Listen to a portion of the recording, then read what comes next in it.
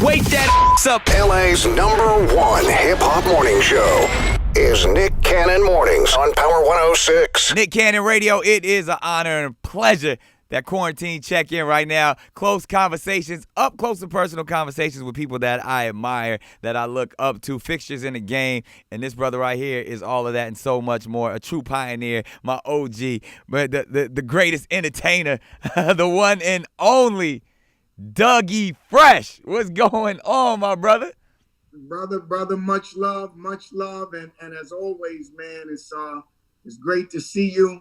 Likewise. Great to see you, and it's great to be a part of your experiences that you create for people, man. You know, our last experience with Wildin' Out, that was a memory one there, boy. Classic. Woo! I cannot wait for people to see this episode of Wildin' Out. Old school versus new school, and Dougie came and put it down like no other, like the entertainer that he is. Yo, brother, I appreciate it, man, and I appreciate just all of our times of doing events. And before we start, I got to say two things to you. One is that you got to let me know where I could see or how I can get to watch the dance hall joint that you did, because all of my boys, all my Caribbean crew is saying that the joint is bananas. It's the real deal. Yeah, I talked to you about it the last time. Yeah. And in Jamaica and everybody, they say, yo, you came out there and you just smashed it out. So you got to give me that information for that. Yeah, now I'll send you the link. King of the Dance Hall. It's actually, you know how we sold it to Google because it won all of the film festivals and stuff like that. And Google bought it, put it on YouTube. But it's like it's on YouTube Red, I believe. So you know, it was like one of those YouTube exclusives. But you know, I'm a businessman. I get my movie back. So it's gonna be on all of the Netflix platforms and the HBOs and stuff when we get it back. But it was exclusive with YouTube for a minute. But I'm gonna get you that because it's definitely a real one. We did that. I'm telling you. You know, I keep it 100. Vicious. Yeah. Everybody said that it was crazy. Beanie Man. Yeah. Everybody told me that it's crazy. So that's the first thing I was gonna tell you. And the second thing is that video that you just did about You Can't Breathe. Yeah, I can't breathe again. Yo, that joint right there, the way you put it together. The lyrics, the way that you shot it, the whole vibe, man, it is a masterpiece. Thank you, I wanted to acknowledge you on that because a lot of times, Nick, man, we see each other, we talk to each other, but, times are so rough, we don't know when we're going to see each other again. Yeah. So it's important for me to tell you the reason why I love that so much is because I love how it was put together. I love the lyrics. I love the flow. I love the tone and the way you said it. And I love the timing of it. And more than anything, man, it's like you use your platform in the most greatest way. And because to me, I come from that generation of hip hop with Melly Mel and coming out with songs like The Message. But see, what you did is just that new improved version of the same thing, and you captured the time. Yeah. Or like when Marvin Gaye did What's Going On, you know what I mean? Right. I feel like your video and what you did and the way you captured that time was brilliant, brother. And I just wanted to acknowledge you for that. Man, that means so much coming from you. And, I'm sincere, bro. Yeah. I'm sincere. And that is what makes, you were saying something on one of your shows about the greatest MCs, but that is what makes an MC. See, people lost the description of what an MC really represents. Yeah. You see, an MC is not a guy who just says rhymes. MC was the master of ceremony. And when you could take people through levels, like you host shows, you be DJing, you be on the mic hyping it up, and at the same time you rhyming. Right. So to me, if I'm looking for somebody to turn it up, I'm calling you. If I need to hear something about something, on the social conscious level, I could call you. Right. If I need somebody to host something, I could call you. So, right.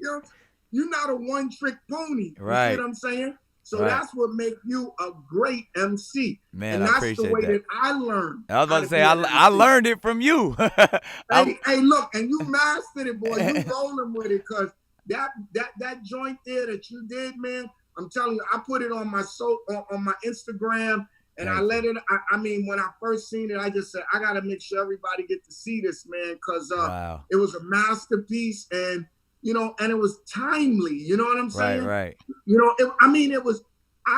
It couldn't be a better timely message. It was right on time. It was right on right while this is happening. Right. Boom, that came out. Crazy to me, man. Man, that means so much coming from you. You do not know. And speaking of, and one of the reasons, because I'll say on the Mount Rushmore of hip hop, you have definitely solidified a spot. From the show, the Lottie Dottie, to even for the newer generation to to teach them how to Dougie. You know what I mean? The definition of fresh, and then just even how you transition into really being one of the mentors of the game, one of the gatekeepers of the culture, and specifically, we've talked about this, the importance of our communities, and specifically one of the greatest communities is Harlem. And what you mean there, man. And I would say you like the forever mayor of Harlem. I still live in Harlem. You know what I mean? Yeah. And that's funny, Nick, too. I appreciate that because, I never felt that I had to leave Harlem in order to seem like I achieved something beyond Harlem. I felt like it was more important for me to stay in Harlem because my family, we came from the Caribbean, right? And we came into Harlem, and I've been there, and it's a beautiful place. They support me. I'm the kind of guy that, like if it's like a Rocky movie, I look at myself as the people's champ. I'm not the security dude. Yeah. I'm not the guy running around and I gotta block you, whatever. Right.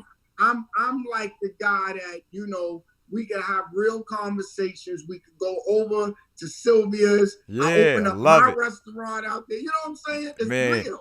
Man, and we about to do so many things in Harlem. I thank you for allowing me to be a part of your movement. And I really feel like it's a new era, it's a new renaissance. We pushing reset in 2020, man. I feel like, there's a lot going on in these paradigm shifts and energy, and for us to step up as a people and take back what was rightfully ours in so many aspects. And that's, having control of our health and wellness. And you're someone who's been looking the same age for for decades, but also who takes great care of themselves, even in the midst of a pandemic. I want you to expand on that a little bit, a couple of movements that you're doing for the people. Well, for me, man, I always tell people, and a lot of us in the game kind of get lost. I say health is wealth, and you get wealth from your health. Yeah. I find a lot of people, who are concentrating on getting so much money, and there's nothing wrong with that. That's a great thing. Yeah. But at the same time, I think that it's important to take care of yourself. Which, when I was in your dressing room, I see you eating quite well, too, my brother. Hey, got to. That plant-based living is real. Keep me alive. Hey, and look, I see people treat their cars better than they treat themselves.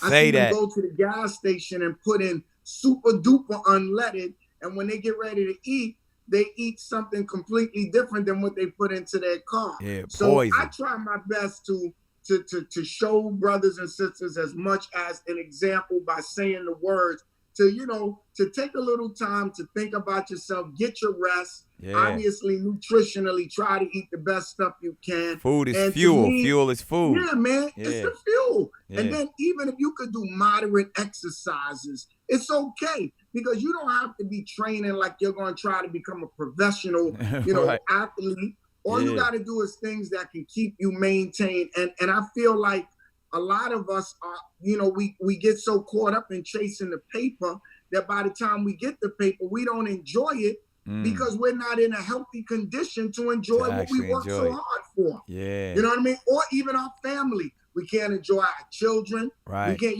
they running. You can't run. Your back is hurting. Your knees is hurting. Right. You know what I mean? So I just push it, brother, because, we just lost Andre Harrell, who was a very, very close friend of mine. I mean, I was talking to him 4 days before, and, we're gone too soon. So, and then when you put coronavirus on top of it, because it attacks the immune system. Right. So if you got diabetes, you got high blood pressure, lupus, any kind of thing that's going on. And then now you got that, and or, you know, or the kids might not have it like you, but if they pass it on to you, Right. you know what I mean, then you got this problem, which is why I was telling you about this song 20 Seconds or More, which I did with a doctor in Colombia, where we did the test to prove that if you just wash your hands, you can reduce the chances of you catching the virus or passing it on 21%. Wow. So I got a lot of the different artists together. You know, I didn't ask them to do a verse or nothing. I just said, if you could just show me a video with you washing your hands, honestly, it'll save a lot of lives. So that's something I've been working on passionately, because we're in a time, man, where, you know, your voice, my voice, and whatever contribution we can make to this pandemic, which was the first thing, which was first, and then now we have another situation, but that pandemic, it still exists. Indeed. People don't know that pandemic is still kicking and it's still alive and functioning. And just because we went into the house, it's just been waiting for us to come back out. Right. You know what I'm saying? Indeed, man. And you dropping so much wisdom, and you talk about what we can do together as a community. And I would be remiss if I didn't mention how you've always been a part of the community, and specifically, you know, even the go-go community is one of the things we want to talk about. People don't even know, like, shouts out to the DMV area and DC specifically, but even from that, your movement out there, and as an MC and as somebody who can get in front of a crowd and rock, there's a documentary that's coming out that shows you again in another facet.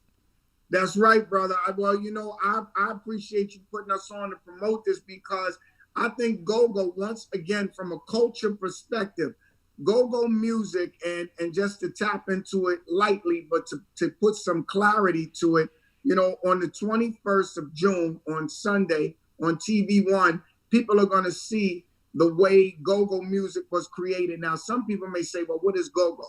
Go-go is like, you have these different dimensions of music. You have the reggae, and in reggae you have dancehall, and then you have soca, and then you have calypso, which is the offset of soca, but it's all in the same family. Right. Then you have hip hop, and then when you have hip hop, people want to tie R&B into it. But what's in the midst of all of it, and what take us back to the most, to the deepest connection of our African roots, is go-go music. Now, go-go music is highly, you know, it's the percussions, it's the cowbell, and it's all of these different sounds. Like, we dance, and you a DJ. Yeah. We would play Doing the Butt and Absolutely. Hey, and Paul Beans. You know? So we would do all of these different things. But the one thing that a lot of people don't understand is that this go-go music is tribal. You know what I mean? And it's something that when we hear it, it's damn near like our DNA and our cells react. Because even back in slavery times, you know, we used to communicate with the drums, and they took them from us because they knew that there was messages being sent with this music. You know what I mean? So go-go has a deep history. Chuck Brown is the godfather of go-go. Oh, definitely. I mean, Chuck in this Brown. documentary is EU, Junkyard, Trouble Funk, DJ Cool, all our friends. DJ Cool, Let man. me clear my throat. You know what I'm saying?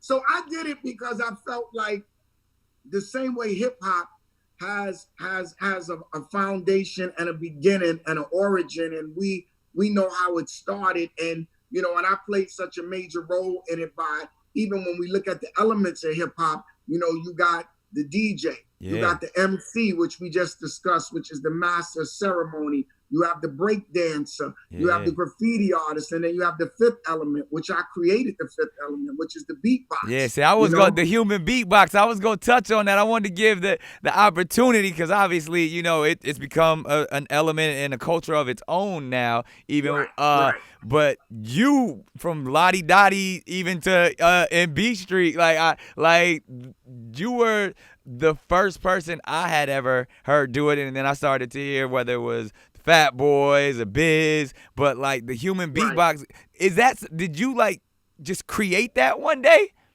Yeah, I created it, yo, brother. I'm gonna tell you, man. And you coming into Harlem, and the story started in Harlem. Wow. You know, I was in junior high school, and Spike Lee's father's brother, I think, was my music teacher, because my music teacher name is his name was Brother Lee. Wow. And Brother Lee's son is Malcolm Lee, who did the Girl all Trip of the and all the movies. other Yeah, movies. absolutely. Right. Spike cousin. So it's a deep history, Yeah. because Brother Lee, when I was in school, I was a little kid. I was 11 years old. He told me, he said, "Hey, which instruments you want to play?" I said, "I want to play the percussions and the drum." He said, "Okay, but before you do that, you got to learn how to play the trumpet."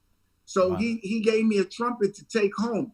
And when Right. he gave me the trumpet to take home, I would walk home every day with this trumpet going like, "Damn, man, I don't really want to play this trumpet. I want to play them percussions." You know what I'm saying? Right. And so long story short, they cut the music programs in school, and then I gave the trumpet back to the school. Brother Lee was no longer there. And then as I walked home, I used to do the same exercises, but I would hear the music from the mom and pop record shops. So as I walked home, I would start off with one thing. I would just be hearing the bass line. Then I'll go into from the bass line to the boom, boom, boom, boom, boom, boom, boom. Then I'll put in the bottom, the Then I add something else. And then I add something else. The hi-hat, like I would just kind of keep crazy till I had like maybe 8, 9 things going on at the same time. Right. You know what I mean? And then I did it at a jam in Lincoln Projects. My man Barry B told me to do it, and he came up with the name The Human Beatbox, because I wasn't going to do it. I'm going to be honest with you. I thought it was crazy. Right. And then when I did it, that was the introduction to the beatbox, and that's how I became the Fifth Element, man. Wow. That's, man, we even that's a movie right there. That's a story. We got to make sure that's in the history books. That's how the beatbox was created, the human beatbox, man. And so much we could talk about. Obviously, a pioneer in hip hop. You influential in dance hall, go in our community. I commend all that you're doing.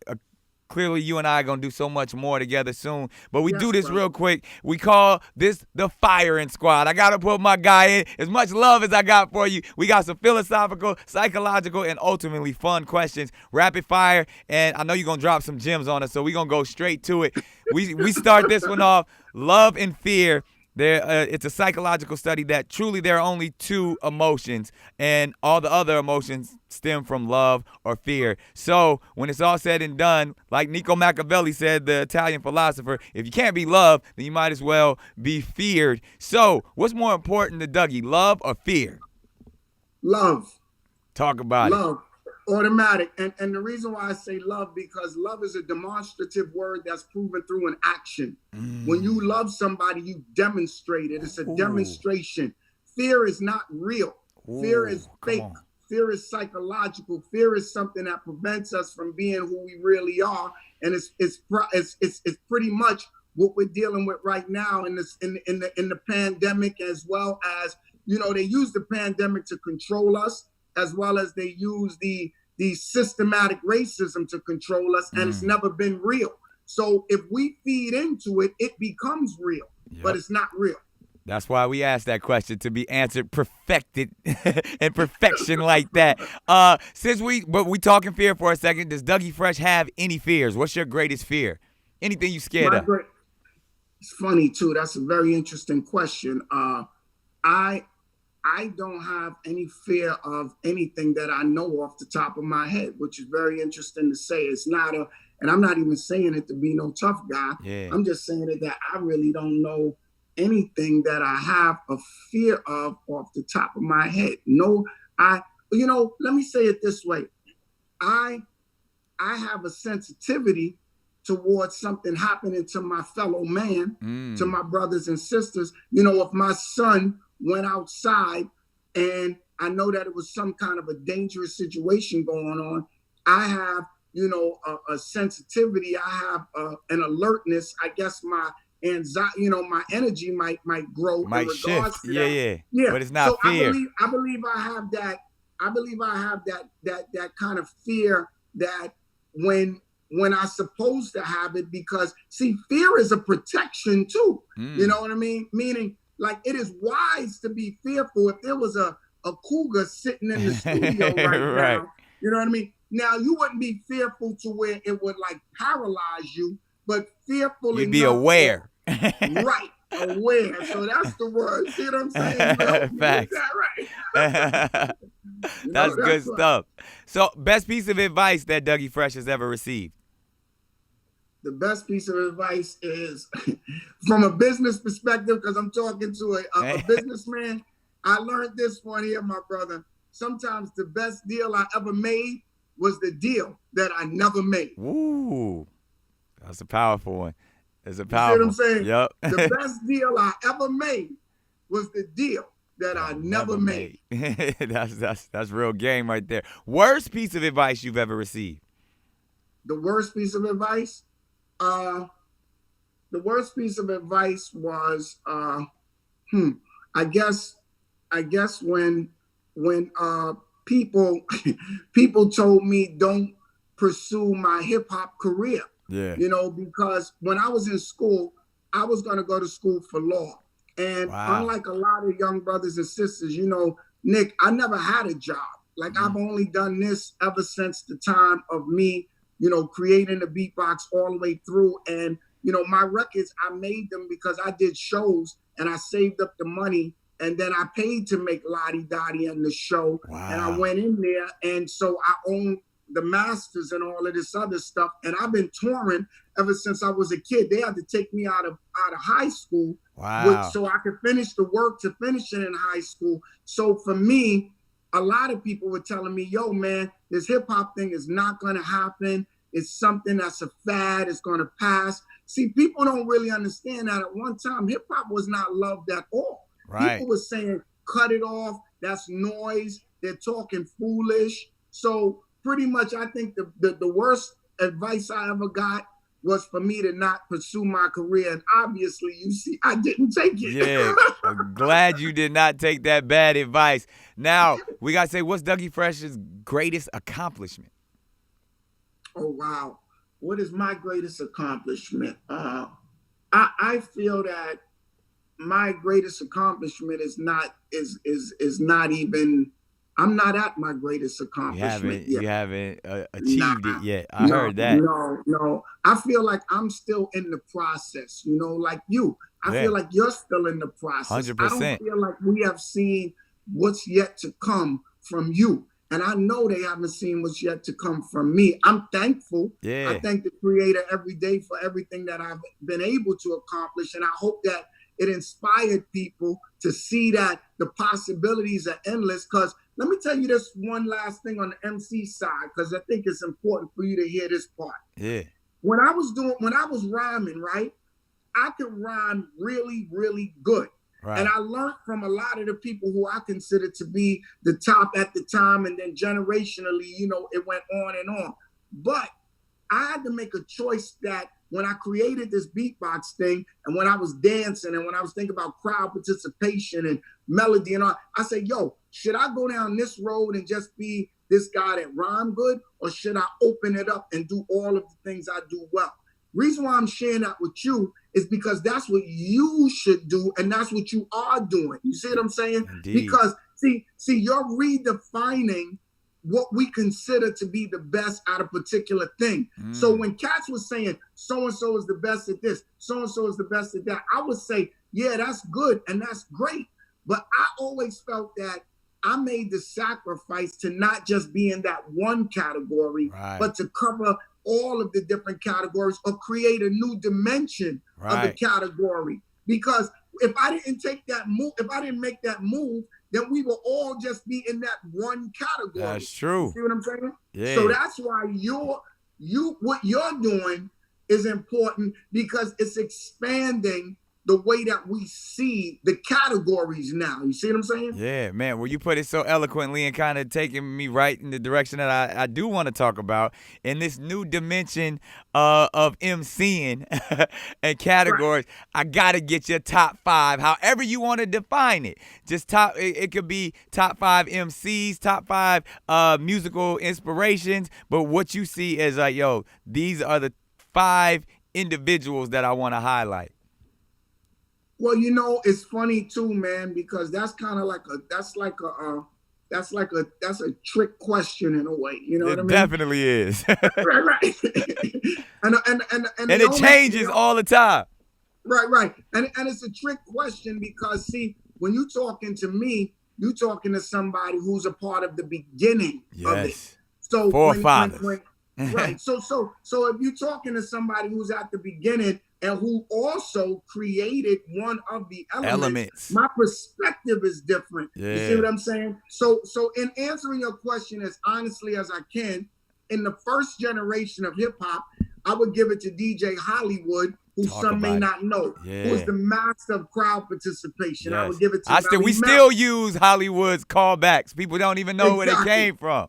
Exactly. He the one who created Say Ho. He's the one who like that's crazy. You got to give it to him in the air and wave like you just don't care. All of that. Right. So So think about it, Nick. So how important is he? You see what I'm saying? He's one of the greatest.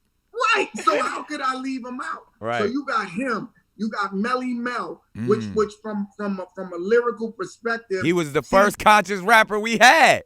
Exactly. And Melly Mel, from Melly Mel's seed, you have the origin of the Tupacs, of the Nas's, of the Public Enemy. All of that is from that DNA. You see what I'm saying? See, you're part of the DNA of Hollywood. Yeah. And you don't even know it. That's in your DNA. Facts. See what I'm saying? Yeah. And you got Melly Mel in you. That's why when you made that song, the one that I said I like, it's because it's a part of, like, that inspiration had to come from somewhere. Indeed. Right? Indeed. Then you got Grandmaster Caz, who's connected to Kane. Yeah, the streets, the lyricist, probably our first lyricist. Right. Yeah. It's a bloodline. Yeah. It's a bloodline that keeps going. Oh, we got to do that.